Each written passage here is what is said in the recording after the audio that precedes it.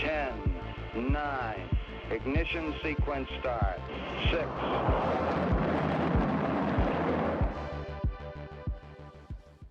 Hello, and welcome to Rocket Fuel, your daily update of everything that's happening in the Rocket Fuel community.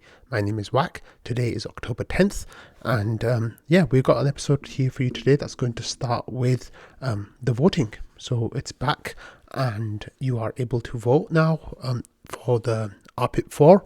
I already talked about it at some length in yesterday's episode, so I will talk about it again, but there are a couple of different things that I'd like to talk about today. So, the first thing is that there's 2 votes, so that means that if you are voting, please vote in both of those votes. And the reason why there's 2 votes is because one of the votes is for people who have more than 10% of RPL as their collateral amount, and the other one is for everyone who has RPL staked from 0% all the way through to 150%. So that is because this vote is trying to figure out who should have voting power going forward on the protocol, and that's what we're trying to figure out. So we're having 2 votes because the 2 votes represent the 2 outcomes potentially for this process, and we want to try to make sure that both of them are in alignment with each other and the vote is showing the same result. So let's dig in and have a little bit of a look. So the first thing that we see here is that the vote right now is quite divided. We have 1,300 votes for. We have 1,100 votes. 1,300 votes for more than 10% to 150%. 1,100 votes for 0% to 150%, and 1,100 votes for abstain.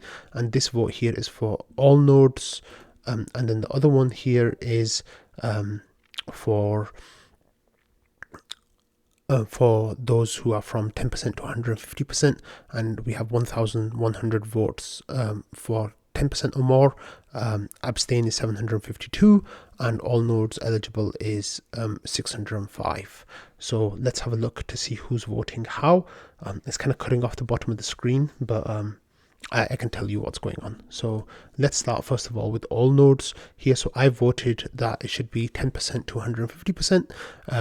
I gave my reasoning here. I said the reasons are, this is my initial understanding and the team's intention. Also, this is in line with RPL rewards, and less than 10% as our outsized voting power and more as well. So I'm happy to discuss any of those things in the Rocket Fuel thread. I won't be discussing it in trading anymore. So if you have questions for me, please come and talk to me in the Rocket Fuel thread, where I'm happy to talk about it. The only thing I ask is that we talk with respect and decorum, and I don't want to get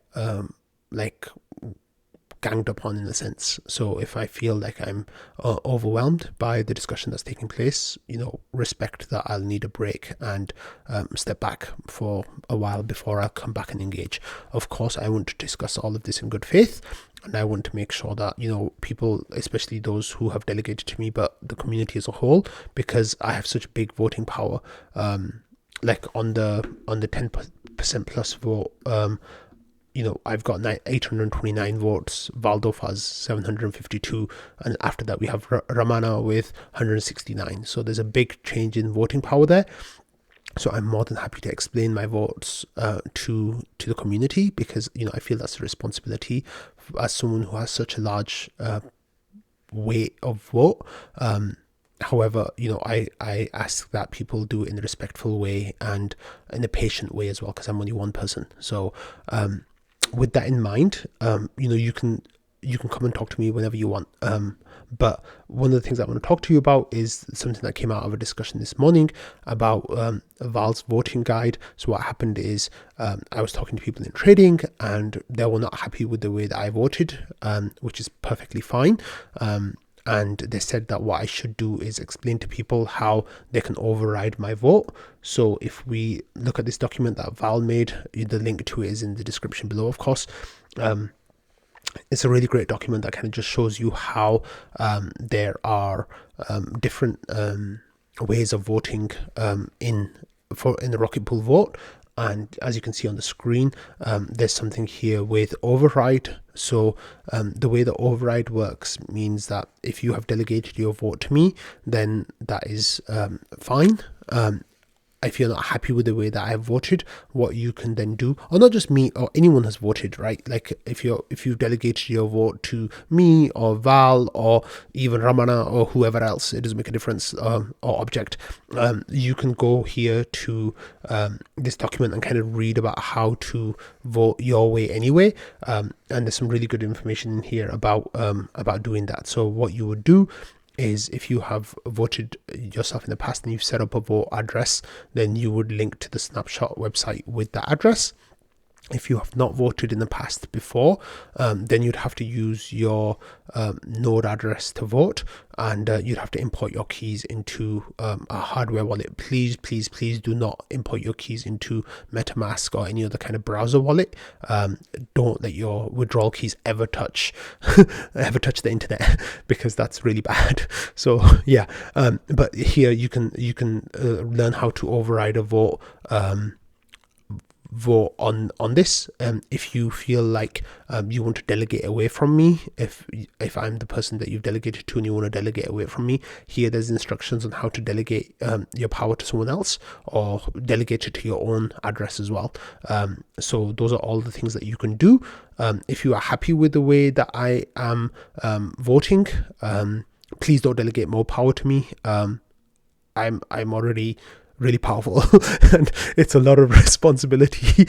I was joking in the Rocket Fuel thread that, like, I'm like Jon Snow at the end of Game of Thrones, like, I don't want it. Yeah, but I was saying in trading earlier as well that I want to sit down with Val and Joe at some point in the next few weeks and have a talk about how we can in a unified way come out and talk about how people should delegate away from us, because we are the 3 biggest voters by far. I mean, if you have a look, delegatees by far, and that's a lot of responsibility. So, like, for example, if you have a look at me, on the 10% plus vote, I have 829, Val has 752, I think Joe has around 800 or something around those numbers as well. And if you have a look at the 0 to 150, I have 894 votes, and Val has 1,100 votes. So that's a lot of power.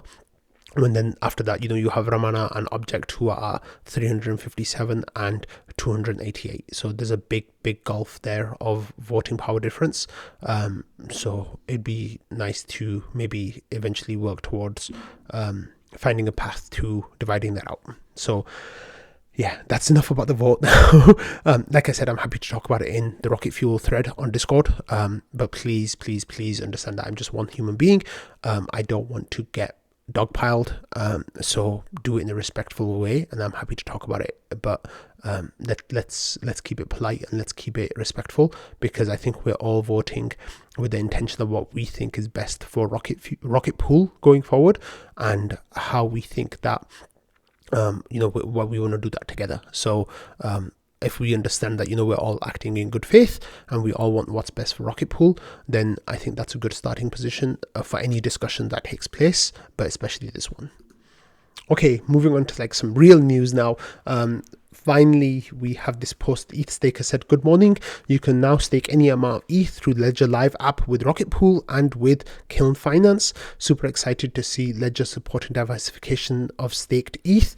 So of course, let's have a look at the screenshots here as well. So here you can browse on the Discover mode. It says Rocket Pool, and then that's integrated onto the browser. And then you can also see the Rocket Pool website, and I think it works within there. You can also stake with Kiln now with no minimum. Kiln used to be 32 ETH minimum, but now it has no minimum. So that's interesting to see as well. But yeah, so the Ledger Live integration has finally gone live. Ledger here replied by saying, "Super excited to support diversification of staked ETH directly via self-custody. More to come." So that's really good. We've been waiting for this for months. It was stuck in audit hell for a while, and it seems like this finally gotten through that. now all we need is space in the deposit pool. So if you are a whale, if you've not converted yet, please convert soon so we can actually make use of this cool new thing that hopefully can drive some some rETH towards Rocket Pool. People who deposit their ETH, they'll get rETH, everything will be beautiful. But at the moment, that is not happening really as much as it should. But on that note, let's talk about this moment when it did happen, and that is right here. Well, last night, we had this deposit of 1,000 ETH into the deposit pool, which is really beautiful to see. And I feel like it's been a long time since we've seen this whale splash. That's like the little emoji that Invis put in the bot. So that's really, really great to see. But if we have a look at the RocketScan website, we can see that like the growth has really kind of flattened off in the last like month or so, right around Atlas, like the end of March, all the way through to, I want to say here, the beginning of June. Like the Rocket Pool's like TVL was vertical, like the cumulative deposits was vertical, and since then it got a little bit shallower, and like in the last, I want to say, month, it's been kind of flat. So we're definitely going through a period of consolidation, and but it looks like we can definitely like grow more. The deposit pool right now has 17,957 ETH in there, so it's not full, so there's not really a premium on the secondary market. It's 99.76% full. However, what happened yesterday was, we got that huge deposit, and then since then as well, since there's been space in the deposit pool, we've had a couple of other big blocks come through. So just a little while ago, we had another person depositing 525 ETH, which is really nice, and then a couple of deposits of 300 and 130.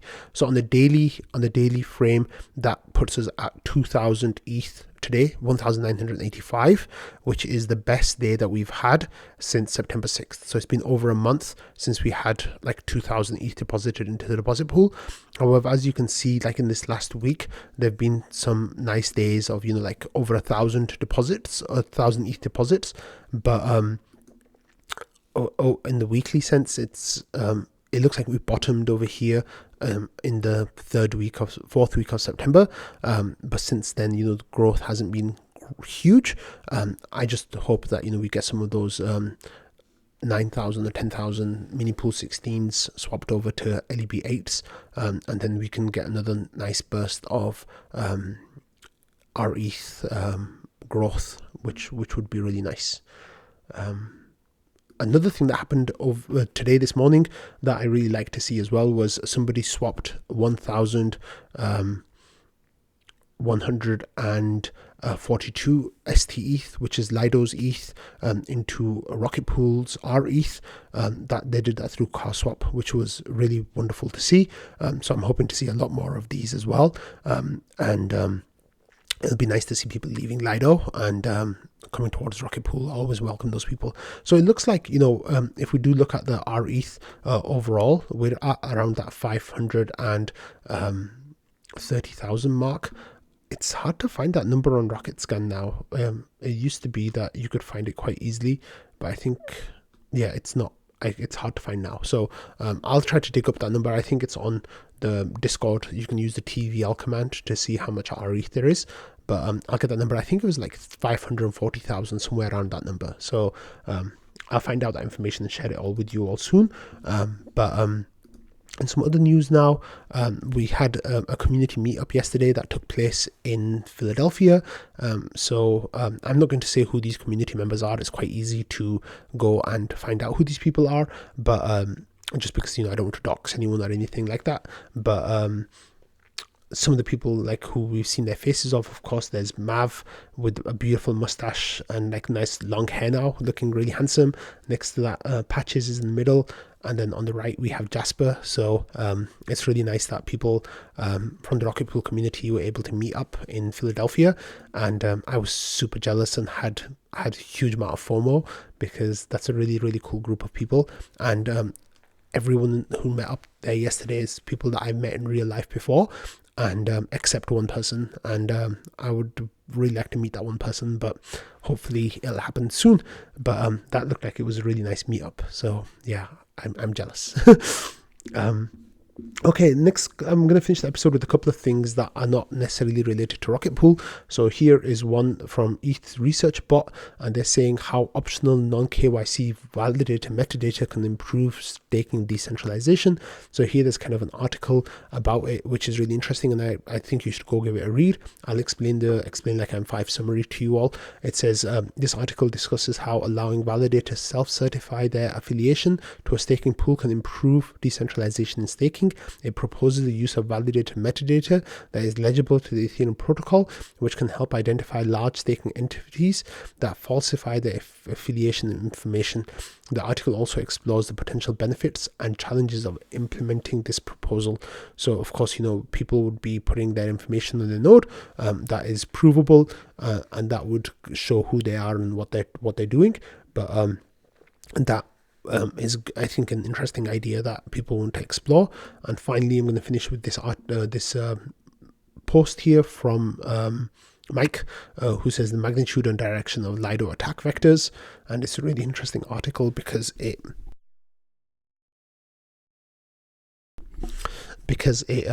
talks about all the different ways in which Lido can kind of hurt Ethereum and all the different things that can happen. And it said the TLDR is we explore the space of attacks on Lido and Ethereum by presenting malicious strategies available to the Lido protocol participants. So one of them is that STETH holders can grief governance once their veto powers come through. Another one is that node operators can destabilize the price of STETH and the LDO tokens through coordinated slashing, ability to collude with builders to obfuscate MEV rewards. Another one is for LDO holders, the ability to explicitly attack Lido by upgrading contracts, ability to damage Ethereum consensus by coercing node operator behavior, ability to implicitly attack due to positioning and soft power in the ecosystem. And I think there's one more attack vector there as well that's not mentioned here, but by having such amounts of LDO token concentration in such few hands, it becomes a regulatory attack point as well for state actors who want to pressure Lido into behaving a certain way towards Ethereum consensus. So this article goes into a lot of details into all the different kinds of attacks there. I'm not sure if that was actually mentioned here. It probably was because it's an extremely thorough article, but there's token distribution comments and all sorts of stuff. But the thing that I found really interesting was the people who kind of helped make this article possible, and that's people like Vitalik, Danny Ryan, all these other people who here acknowledgements. It says special thanks to Vitalik, Tim, Barnaby, Sam, Sasha, Izzy, John, Tony, Justin, Thomas, Stokes, Danny. So these are people like Danny Ryan, Justin Drake, Tim Baiko, Vitalik, and others as well. These are really, really well-known people in the Ethereum Foundation and Ethereum researchers. So that adds a lot of weight to an article like this. So I thought I'd share that with you all, and you can go read it. And then I think that would help us all have a better understanding of some of the issues with Lido and why people are scared of it having so much power over Ethereum. So thank you all for watching, listening, and being part of the Rocket Fuel community. As always, I hope you all have a lovely and wonderful day. And I just want to finish by once again saying that, come and talk to me about the vote, but please do it in a respectful way. I'll not in trading. I don't really want to talk about it in trading, but in the Rocket Fuel thread, I'm more than happy to discuss that. And finally, if you're not happy with my vote, and you've delegated to me, please reach out to me, and I'm more than happy to explain that. But also, in the future, if you want to delegate away from me, then you're welcome to do that as well. So thank you everyone, and I will see you tomorrow. Bye.